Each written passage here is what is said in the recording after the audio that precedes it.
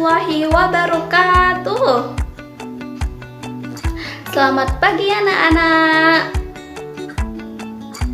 Sebelum kita memulai kegiatan hari ini, mari kita berdoa terlebih dahulu ya. Nah, berdoa dipimpin ibu. Berdoa dimulai. Berdoa selesai. Gimana kabarnya hari ini? Alhamdulillah, luar biasa, Allahu Akbar. Nah, di sini kalian masih semangat ya mengikuti pelajaran walaupun online. Nah, hari ini kita belajar tentang udara bersih bagi kesehatan. Nah, dibuka buku tematiknya untuk tema 1 ya. Nah, anak-anak, dimulai dari kita melihat gambar yang ada pada di layar. Nah, sekarang kalian bisa menyebutkan apa saja makhluk hidup yang ada di gambar tersebut. Ya, di gambar tersebut terdapat makhluk hidup, ada manusia, hewan seperti kambing, terus ayam, itik, dan sebagainya. Pada gambar tersebut seperti makhluk hidup seperti manusia, hewan itu memiliki perbedaan atau tidak? Pasti memiliki perbedaan kan? Nah, anak-anak coba sebutkan perbedaan makhluk hidup yang ada di gambar tersebut. Ibu tunggu ya. Nah, perbedaan dari makhluk hidup seperti manusia dan hewan yaitu jika manusia bisa berbicara, sedangkan hewan hanya bisa mengeluarkan suara. Bagus, betul sekali jawaban semuanya.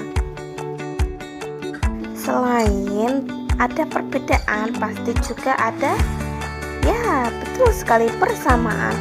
Nah, anak-anak di sini coba sebutkan persamaan makhluk hidup yang ada di gambar. Persamaan makhluk hidup yang ada di gambar yaitu sama-sama memerlukan oksigen. Nah, ada yang tahu nggak apa itu oksigen?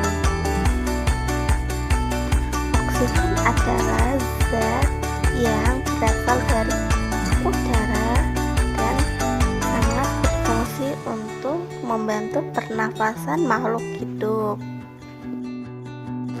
Oksigen sangat diperlukan bagi para makhluk hidup untuk bertahan di bumi. Nah, setelah kita mengetahui apa itu oksigen, di sini ada cerita tentang Dayu dan ikan hias. Anak-anak semua wajib ikut membacanya ya. Yang ibu akan memimpin untuk membacanya terlebih dahulu. Judul Dayu dan ikan hias. Dayu memelihara banyak ikan hias berjenis ikan mas koki. Ikan-ikan hias itu dipelihara dalam sebuah akuarium. Setiap hari Dayu memberi makan ikan-ikannya. Dayu juga rutin membersihkan akuarium, lalu mengganti airnya dengan air bersih. Kegiatan itu ia lakukan seminggu sekali. Dayu senang melihat ikan-ikan di dalam akuarium yang berenang ke sana kemari. Dayu memperhatikan saat mulut ikan-ikan itu terbuka dan menutup, seolah-olah ikan-ikan itu selalu menelan air. Dayu bertanya-tanya, apa yang dilakukan ikan-ikan itu? Nah, anak-anak sudah membacanya atau belum? Alhamdulillah sudah membacanya ya. Sekarang ibu mempunyai pertanyaan. yang harus dijawab oleh anak-anak. Jawabannya jangan lupa ditulis di buku ya. Nah, dari bacaan Dayu dan ikan hias tersebut, di sini ada pertanyaan yang wajib dijawab ya. Nah, contoh pertanyaan pertama. Apa nama jenis ikan hias yang dipiara? Ya, betul. Jawabannya yaitu ikan koki. Terus, nah selanjutnya untuk pertanyaan yang kedua yaitu siapa yang memelihara ikan hias tersebut? Ada yang tahu? Ya, jawabannya yaitu Dayu. Dayu yang memelihara ikan hias. Dan yang pertanyaan ketiga yaitu di mana ikan hias itu dipelihara? Ada yang tahu? Ada yang bisa menjawab?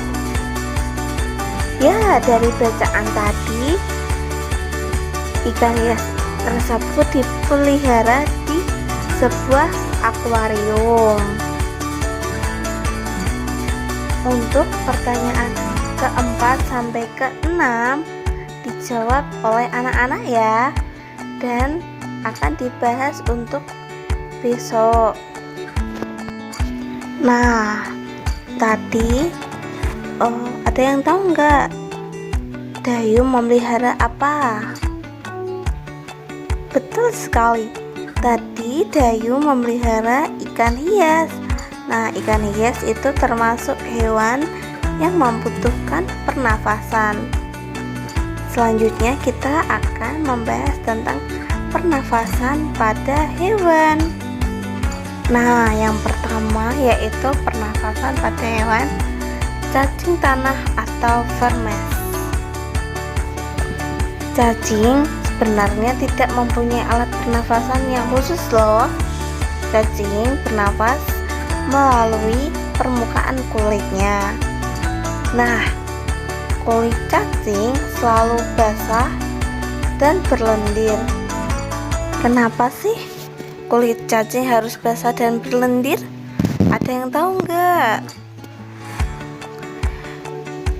Kulit cacing kenapa harus basah atau berlendir? Yaitu fungsinya memudahkan penyerapan oksigen dari udara. Oleh karena itu, cacing biasanya menyukai tempat yang lembab untuk menjaga supaya kulit tubuhnya selalu basah dan berlendir. Setelah ada cacing tanah, yang kedua yaitu pernafasan pada serangga atau yang bisa disebut insekta. Pada alat pernafasan serangga ini yaitu berupa trakea. Trakea sendiri yaitu sistem yang berbentuk tabung dan memiliki banyak percabangan di dalam tubuh hewan. Percabangan tersebut yaitu disebut trakeola. Nah, trakea ini berfungsi mengedarkan oksigen langsung ke semua sel tubuh dan organ serta menyerap karbon dioksida dari semua sel tubuh yang sudah dibuang.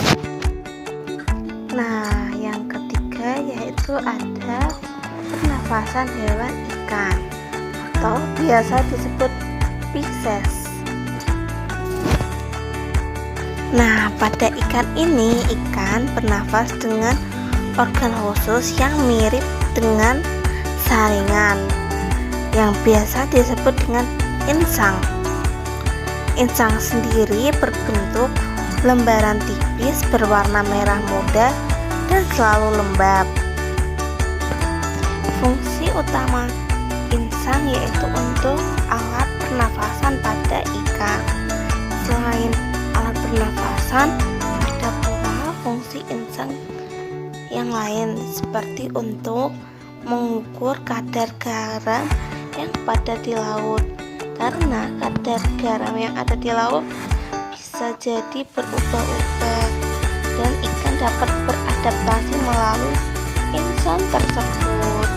Ikan sendiri untuk memperoleh oksigen biasanya ikan membuka mulut dan insan akan bekerja bersama-sama seperti memompa air. Yang pertama-tama dimulai dengan tutup insang yang menutup.